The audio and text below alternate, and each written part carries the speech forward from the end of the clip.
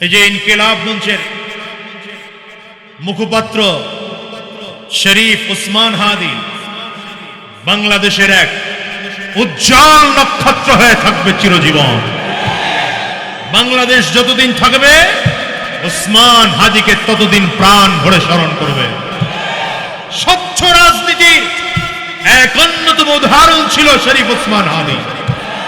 তোমার মতো যুবক খুঁজি আমরা, তোমার মতো যুবক আগামীর বাংলায় ইসলাম জিন্দা করার জন্য, এই বাংলাদেশকে দুর্নীতি মুক্ত করার জন্য, বাংলাদেশের জুলুম মুক্ত করার জন্য হয়তো হাসানাত আব্দুল্লাহ হবে, নয়তো সার্জিস হবে, অথবা আবু সাঈদ হয়ে শহীদ হয়ে যাবে। ঠিক কিনা বলো? এই কথা বলেন না কেন? এই জন্য বলেছি যারা আমার দেশের দুশ্মন গুলো আছে, আমার দেশের মধ্যে অবৈধ অস্ত্র সরবরাহ করে কিচ্ছু করার দরকার নেই, দুই হাতের বুড়ো আঙ্গুল কেটে দেয়।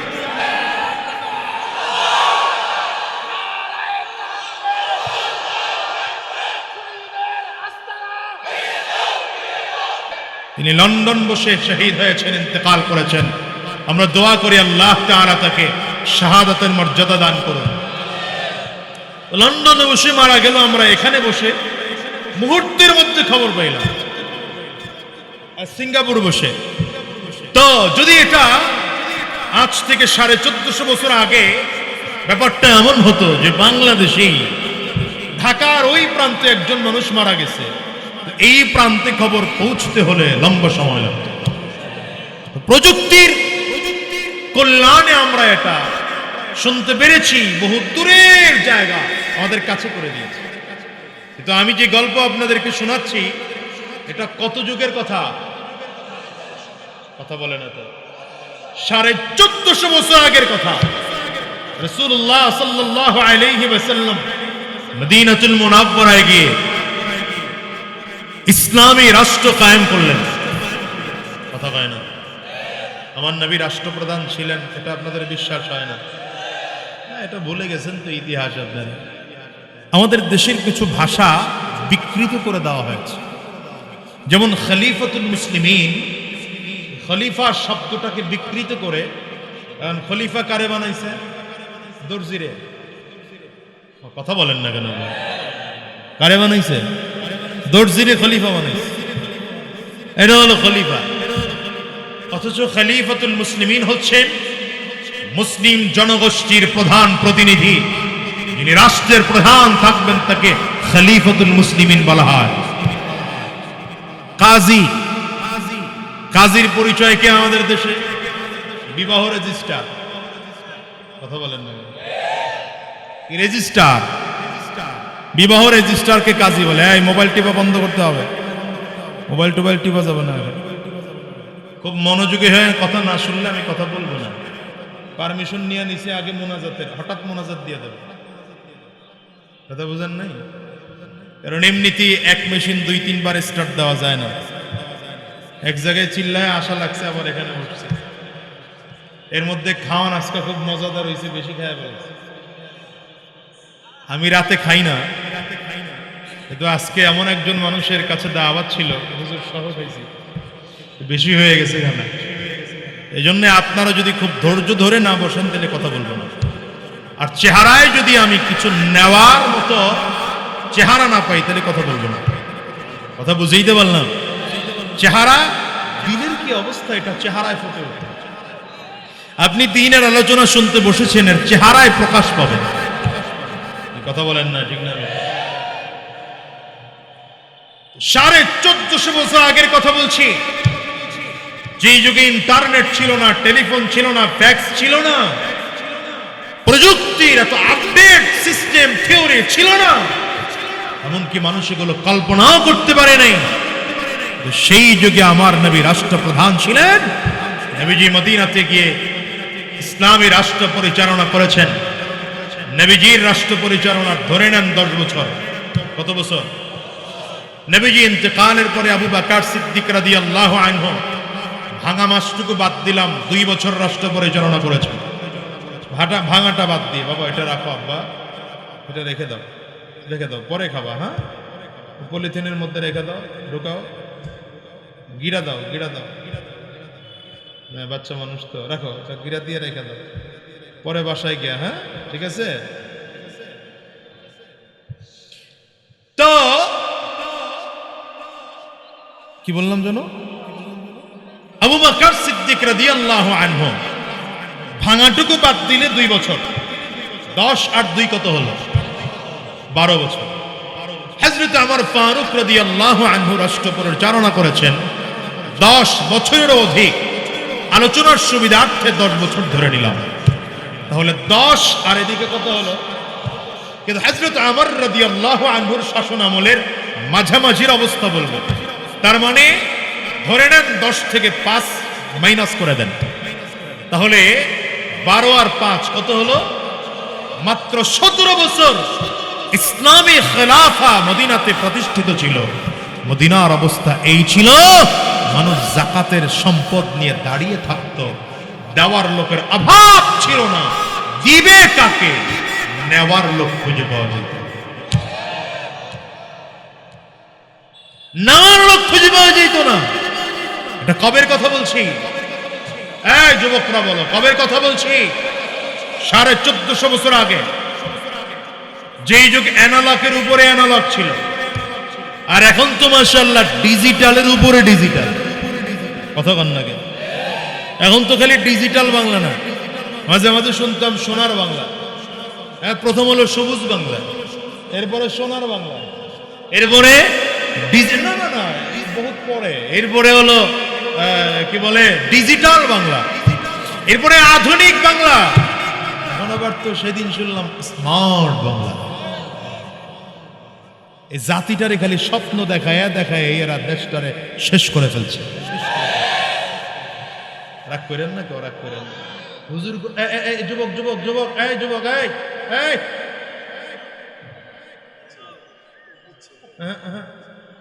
আমি তোমারে টার্গেট করে কথা বলছি, তোমাকে টার্গেট করে, তুমি বুঝবাই না। আমি মুরব্বীদের ওয়াজ এখন করি না, তো মুরব্বীদের ওয়াজ লাগে না ভাই, তোমাকে দরকার আমার।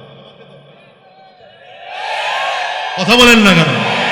তোমার মতো যুবক খুঁজি আমরা, তোমার মতো যুবক আগামীর বাংলায় ইসলাম জিন্দা করার জন্য, এই বাংলাদেশকে দুর্নীতি মুক্ত করার জন্য, বাংলাদেশের জুলুম মুক্ত করার জন্য হয়তো হাসানাত আব্দুল্লাহ হবে, নয়তো সার্জিস হবে, অথবা আবু সাঈদ হয়ে শহীদ হয়ে যাবে। ঠিক কিনা বলো?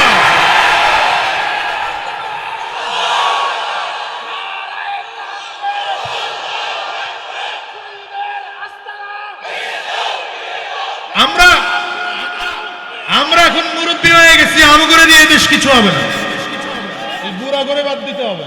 আমি আমারে নিয়ে নিলাম, এগুলো বাদ দিতে হবে, এটা দিয়ে কিছু হবে না দেশ। তোমরা আগামীর ভবিষ্যৎ, জন্য বসছো।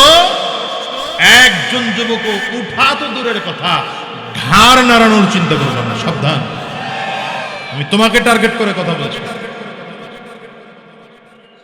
রাসূলুল্লাহ সাল্লাল্লাহু আলাইহি ওয়াসাল্লাম ইসলামী খেলাফা কায়েম করলেন মাত্র 17 বছরের অবস্থা এই ছিল যে যাকাতের টাকা সম্পদ নিয়ে মানুষ দাঁড়িয়ে থাকতো, দিবে কাকে? নেওয়ার লোক খুঁজে পাওয়া যেত। আর আমাদের অবস্থা মাশাআল্লাহ, কথা কন না কেন? হ্যাঁ, চুরি থামাইতে বললাম, চুরি বন্ধ করতে বললাম। এদেশে বাংলাদেশ থেকে নাকি 17 বছরে 28 লক্ষ কোটি টাকা খালি পাচার হয়েছে। সুবহানাল্লাহ বলবেন, আর কি বলবেন? আর তো কিছু নাই বলার মতো। এই জাতি আল্লাহ দেশটাকে হেফাজত করে, জোরে বলেন আমিন। এই জন্য বলে শান্তি চাও তো ইসলামের পতাকা তলে আসো। ঠিক কিনা বলো? রাসূল নামে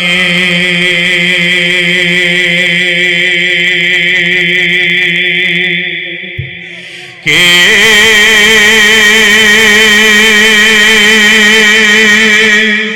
এলো মদিনা,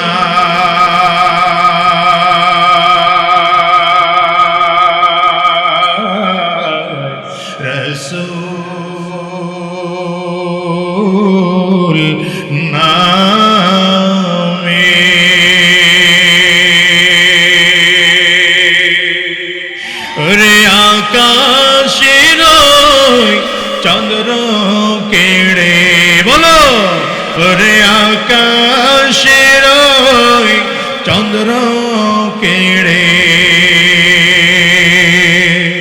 ওকে আল্লাহ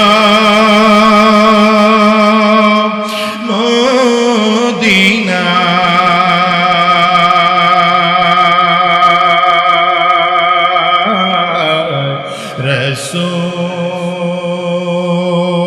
রসূল নামে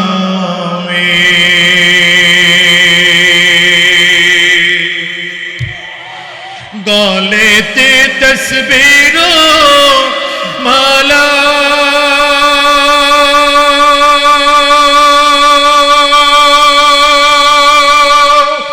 কেলো কামলিওয়ালা রে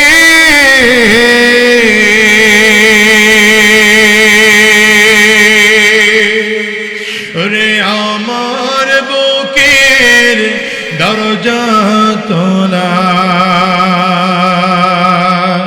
তাকে ডেকে নিয়া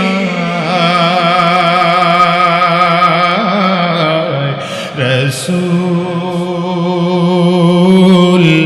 নামে, বলো না রসূল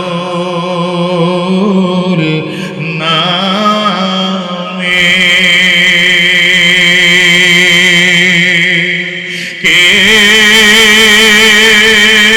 কেলো মদিনা রসূল নামে।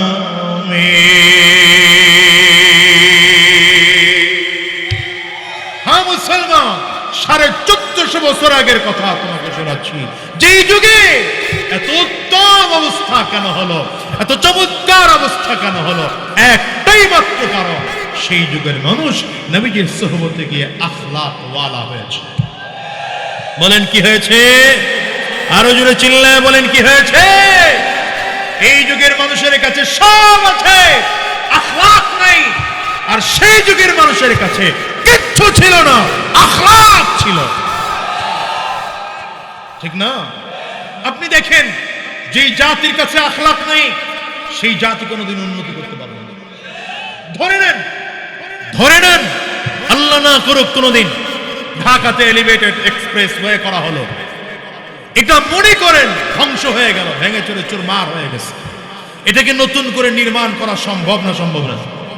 কথা বলে না? মেট্রো রেল ধ্বংস হয়ে গেল, শেষ হয়ে গেল, এটাকেও কোনো না কোনো ভাবে আবার নতুন করে রিকনস্ট্রাকশন করা সম্ভব না? সম্ভব না? ধরে নেন পদ্মা ব্রিজ জলোচ্ছ্বাসের কারণে ধ্বংস হয়ে গেল, আল্লাহ না করে, কিন্তু এটাকেও কোনো না কোনো ভাবে রিকভার করা সম্ভব কি সম্ভব না? বাংলাদেশ থেকে যে পরিমাণ টাকা পাচার হলো, এই টাকাগুলো যে কোনো না কোনো ভাবে অর্থনীতির সংকট কোনো না কোনো ভাবে কাটিয়ে ওঠা সম্ভব। কিন্তু বাংলাদেশের মানুষের চরিত্রের যে অবক্ষয় হয়েছে, এদেশের মানুষের আখলাক যে নষ্ট হয়ে গিয়েছে, এদেশের মানুষের চরিত্রের অধঃপতন হয়েছে। আগামী 50 বছর চরিত্রের ট্রেনিং দিলেও এই জায়গায় ফিরে আসা সম্ভব। আরো আশ্চর্যের খবর কি জানেন? এদেশের মানুষের মূল থিওরি যেটাই দেখেন, আমি এতক্ষণ ধরে বুঝাইতে পারলাম কিনা জানি না, নবীজি সাল্লাল্লাহু আলাইহি ওয়াসাল্লামের গোটা জিন্দেগিতে একটা ব্রিজ করার ইতিহাস নেই, কালভার্ট নির্মাণ করার ইতিহাস নেই, রাস্তা নির্মাণ করার ইতিহাস নেই, কোনো বাড়ি বিল্ডিং করার ইতিহাস নেই, বড় বড় অট্টালিকা নির্মাণ করার ইতিহাস নেই, বরঞ্চ বিল্ডিং ভেঙে দেওয়ার রেকর্ড আছে। ঠিক কিনা বলেন? কথা বলেন, কথা বলা কি বলে রেকর্ড নেই। কিন্তু সাহাবায়ে কারামদের আখলাকের কারণে দেশটা এত উন্নতি হয়েছে। ঠিক না? আমার দেশের মানুষকে চরিত্রবান বানানোর কোনো ট্রেনিং নাই। আশার বাণী শুনিয়ে যাই, চরিত্রবান বানানোর ট্রেনিং দিচ্ছেন এই সকল উলামায়ে কেরাম। আলেমদের তো দাম দিতে জানলেন না, আলেমদের দাম দিতে জানলেন না। এখনো এই দেশে মদিনার থেকে তো আমরা কত দূরে, এরপরও এই দেশের মানুষ এখনো সভ্য, এখনো ভদ্র, এখনো ভালো, এখনো নামাজ সম্পর্কে জানে, রোজা সম্পর্কে জানে, ইসলাম সম্পর্কে জানে, সভ্যতা চেনে, জিনা থেকে দূরে আছে। এদেশের যুবকদের মাথা এখনো টুপি দেখা যায়, সুন্নতি পোশাক দেখা যায়। ভার্সিটির সন্তানগুলো এখনো নারে তাকবীরের স্লোগান দেয়। আপনি হিসাব করে দেখবেন এর পেছনে অবদান এই উলামায়ে কেরামদের রয়েছে। আপনি এটাকে অস্বীকার করতে পারবেন না, যেহেতু এটা উলামায়ে কেরামদের মাহফিলের আয়োজন। আপনারা তো অনেকেই মনে করেন হুজুররা তো খালি বৈশা বৈশা খায় আর ঘুমায়, আমাদের সমাজের বোঝা। তাদের ব্যাপারে বলছি, আলেমরা সমাজের বোঝা? এই ভাই বলেন, আলেমরা সমাজের বোঝা? আপনার মসজিদের ইমাম সাহেবকে আপনি বেতন দেন, এজন্য বোঝা মনে করলেন না? যে বলেন কয় টাকা বেতন দেন আপনি? ঢাকার শহরে, এটা তো রাজধানী, এখানের মসজিদের ইমাম সাহেবদের কয় টাকা সুযোগ সুবিধা আছে? আমার এদেশের ডাক্তার সাহেবের ইনকামকে আপনি বলেন। এখানে ডাক্তার সাহেবরা আছেন না? রাগ করেন না, রাগ করেন না, কথাটা বুঝেন, পর্যালোচনা করছি। তাদের ইনকাম কি বলেন? ডাক্তার সাহেবের ইনকাম কি? রোগী দেখবে, ভিজিট দিবে। কথা বলেন না কেন? এই ডাক্তার সাহেব শুধুমাত্র রোগীর থেকে ভিজিট নিয়ে নিয়ে আর ওই চিকিৎসা নামের রিপোর্টের নাকি বলে টেস্ট করানোর পার্সেন্টেজ নিয়ে কোটিপতি হয়ে গেল। আপনি কোনোদিন তো ডাক্তারকে বলেন নাই যে আপনি সমাজের বোঝা? দেখছেন ওয়াজ কিন্তু সব বিরুদ্ধে যায়, আওয়াজে বুঝতেছেন তো? বিরুদ্ধে গেল আজকে কথা বলবো, এটা বাস্তবতা, বুঝতে হবে আগে। কারো বিরুদ্ধে বলছি না, কারো বিরুদ্ধে নিবেন না, পর্যালোচনা বুঝেন, ঠান্ডা মাথায় বুঝেন। আমার সাথে কারো দুশ্মনী নেই, আপনাদের এলাকায় কারোর সাথে আমার দুশ্মনী নেই। বিষয় কি বোঝার চেষ্টা করেন। বলেন ইঞ্জিনিয়ার সাহেবের ইনকাম কি? এদেশের ইঞ্জিনিয়ার সাহেবদের ইনকাম কি? তারা আপনার বাড়ির প্ল্যান পাস করে দেয়, সরকারের রাস্তার প্ল্যান পাস করায় দেয়, কেমন কতটুকু রড দিবে, কি করবে, কোন জায়গায় কি ঢালাই দিবে, এটা করে দেয়। বিনিময়ে আপনি টাকা দেন। আপনি তো কোনোদিন ইঞ্জিনিয়ার সাহেবকে বললেন না আপনি সমাজের বোঝা? কথা বলেন না কেন? এদেশের অ্যাডভোকেট সাহেবদের ইনকাম কি? অ্যাডভোকেট সাহেব আপনাকে আইনের ব্যাপারে সহায়তা করে, আপনি তাকে লক্ষ লক্ষ টাকা ভিজিট দেওয়ার জন্য প্রস্তুত হয়ে থাকেন। আপনি তো কোনোদিন বলেন না যে অ্যাডভোকেট সাহেব আপনি সমাজের বোঝা। আলেমরে 5,000 টাকা বেতন দিয়ে এখন হুজুর আপনি সমাজের বোঝা, তার মানে আলেম কি কাজ করে আপনি সেটা বুঝেন না। আলেম কি কাজ করে আপনি সেটা বুঝেন নাই। মনে রাখবেন, মনে রাখবেন, আলেমরা সমাজ গঠনের মূল কাজ করছে। এই সমাজ গঠনের বেসিক কাজ উলামায়ে কেরাম করছে। উলামায়ে কেরাম না থাকলে জাতি বহু আগে ধ্বংস হয়ে যেত, ঠিক কিনা বলেন?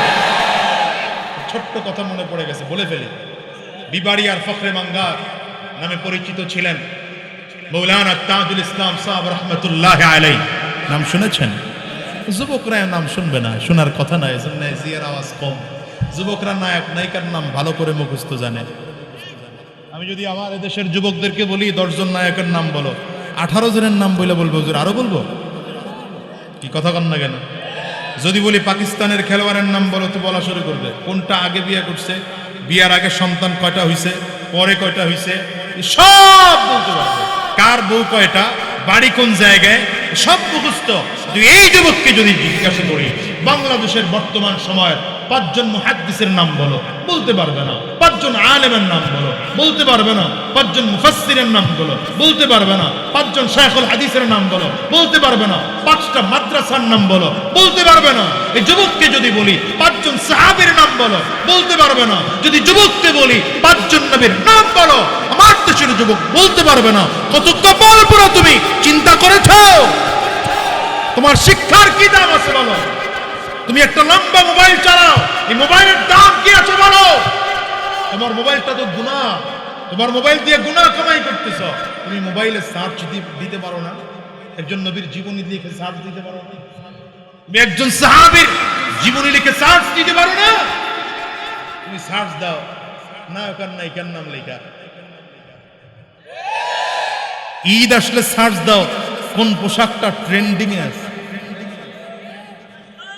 হ্যাঁ, তো ঠিক কয় না তো এরা, ওই একজনের কাছেই ঠিক।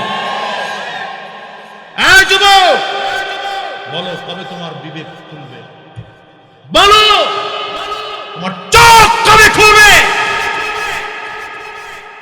যে ঘুমায় তাকে জাগ্রত করা যায়, আর যে মানুষটা জেগে জেগে ঘুমের ভান ধরে তাকে জাগানো যায় না। এই জাতির অবস্থা এমন হয়েছে, জেগে জেগে চোখটা পাতা বন্ধ করে ঘুমের ভান ধরে আছে। জাতির কেমন করে ভালো করবে? জাতিকে কেমন করে ভালো করবে?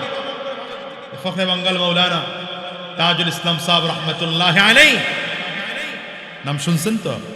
না শুনলে আজকে নতুন করে শুনে রাখেন। যারা শুনছে তারা চেহারা দেখলেই বোঝা যায় কারা শোনার লোক, আর যারা শুনে না এরা চোখ বন্ধ করে বসে রয়েছে, মুখ বন্ধ করে বসে আছে, দেখলেই বোঝা যায়। ফখরে বাঙ্গাল বিবাড়িয়ার রেল স্টেশনে একবার আসছেন কোন এক প্রোগ্রামে যাওয়ার জন্য। ট্রেনের মধ্যে উঠলেন, উঠতে একটু দেরি হয়েছে, ট্রেন ছাড়তেছে, ওই অবস্থায় দৌড়ায় গিয়ে উঠছে। তো দেখবেন সমাজে হুজুরের মোটামুটি যদি কোনো ভুল পায় তাহলে তুলোধুনো করে ফেলে। উঠছে পরে পাকিস্তানি আর্মি মিলিটারিরা বলে হুজুররা এইটা, হুজুররা সেইটা, হুজুররা সমস্যা, হুজুররা বাধা, এক এক বলতে বলতে মানে কান ভারী। লম্বা সময় ধরে এরা বলতেছে, হুজুর লম্বা সময় কথাবার্তা শুনে টাক করে ডেকে বলে, ভাই আসলে হুজুররা হলো এইটা। এটা কিন্তু ভালো জিনিস না।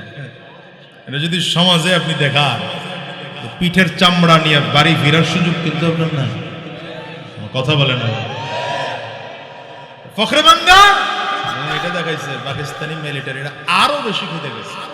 আরে মৌলবী তো বুঝেই না কোন জায়গায় কি দেখাইতে হয়। ফখরে বাঙ্গাল বলে, ভাই আসলে বুঝাইতে চাইলাম হুজুররা হলো এইটা। প্রথমবার দেখাইছে তো একটা, এখন তো দুইটা দেখাইলে মানে এক একজন আগে একটু টম্বু ফেটে যাচ্ছে মনে হয়। যেন একজন দাঁড়ায় বলে, আচ্ছা দেখি না মৌলবী কি বুঝাইতে চায়, হুজুর কি বুঝাইতে চান বলেন। ফখরে বাঙ্গাল ডেকে বলেন, শোনো, 5টা আঙ্গুল নিয়ে একটা হাত হয়, হাতের 5 আঙ্গুলের মধ্যে এটাতে কি বলে, কেন্না আঙ্গুল, কনিষ্ঠা নাকি? এই আঙ্গুল যদি না থাকে, বাকি 4টা থাকে, তাইলে কোনো কায়দায় হাতের কাজ চালানো কথা কয় না, যায় না, মোটামুটি চালানো যায়। অথবা এই আঙ্গুলটারে কি বলে, যা বলে না, অনামিকা। এই আঙ্গুলটাও যদি না থাকে, বাকি 4টা থাকে, তাইলেও মোটামুটি কোনো কায়দায় চলে। এরপরের এই আঙ্গুল তর্জনী, মধ্যমা, এটা যদি না থাকে, বাকি 4টা থাকে, তাইলেও হাতের কাজ মোটামুটি চলে।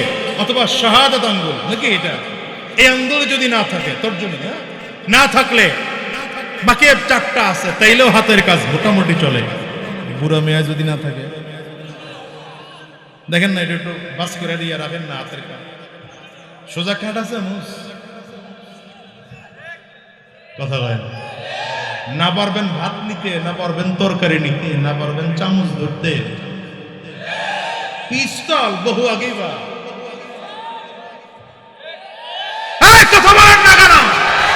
এই জন্য বলেছি, যারা আমার দেশের দুশ্মন গুলো আছে, আমার দেশের মধ্যে অবৈধ অস্ত্র সরবরাহ করে, কিচ্ছু করার দরকার নেই, 2 হাতের বুড়ো আঙ্গুল কেটে দেয়।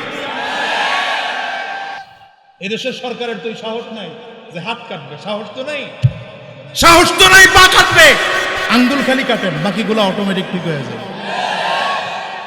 আমরা হুজুররা বললে আপনাদের দোষ হয়ে যায়, কি করবো? জন্য অনেক কিছু বলতে মনে চায়, তারপরেও বলি না। আমরা হুজুররা বললে তো দোষ হয়, আমাদের হুজুরদের কথা শুনবেন না। 17 বছরের অবস্থা যা হয়েছে, এখনো সুযোগ আছে, আলেমদের কথা মেনে নেন। আলেমদের কথা না শুনে আবার সামনের দিকে আগাবেন, আবার খাদের মধ্যে পড়বে, কোনো উপায় থাকবে না। বলো ঠিক কিনা? তো ফখরে বাঙ্গাল বলে, দেখো 4টা আঙ্গুলের কোনো একটা যদি না থাকে চলবে না, একটা না থাকলে হাতের কাজ বন্ধ। ফখরে বাঙ্গাল বলেন, ঠিক তেমন এদেশে যদি ডাক্তার না থাকে, দেশ মোটামুটি চলবে, ক্ষতিগ্রস্ত হবে কিন্তু দেশ চলবে। যদি ইঞ্জিনিয়ার না থাকে তাহলে মোটামুটি চলবে, অ্যাডভোকেট না থাকে তাইলেও মোটামুটি চলবে, ব্যারিস্টার না থাকে তাইলেও মোটামুটি চলবে, পাইলট না থাকে তাইলেও মোটামুটি চলবে। কিন্তু আমার দেশের মধ্যে যদি আলেম না থাকে, নবীর ওয়ারিস না থাকে, নায়েবে নবী যদি না থাকে, কোরআন ওয়ালা যদি না থাকে, আমার দেশ চলবে না, চলতে পারে না। দুই হাত তুলে বলো ঠিক কিনা? জন্য আপনাদের কাছে অনুরোধ, আলেমদেরকে ছোট করে দেখবেন না, আলেমদেরকে ছোট করে দেখবেন না, মসজিদের ইমাম বলে ছোট মনে করবেন না। আপনি জানেন উলামায়ে কেরাম যেই পরিমাণ লেখাপড়া করে, আপনি তো মনে করতেছেন আমাকে ইমাম সাহেব আর কি, তিনি যদি জেনারেল লাইনে সেম লেখাপড়া করতেন তাহলে তিনি প্রত্যেকজন বিসিএস ক্যাডার থাকতেন, প্রত্যেকজন আলেম বিসিএস ক্যাডার থাকতেন। আর বিসিএস ক্যাডার মানে ফার্স্ট জয়েনিং এ হলো ম্যাজিস্ট্রেট। কথা বলেন না কেন? স্টার্টিং বেতন হতো 40,000 50,000, উপরের বেতন তো আরো উপরে। অথচ আমার দেশের আলেমদের মসজিদের ইমাম 20,000 টাকা দিলে বাবা রে বাবা মনে হয় যেন গোটা দুনিয়াটারে দিয়ে লেগেছে। হ্যাঁ, কথা কন না গে, জোরে বলেন না, জোরে বলেন না গে।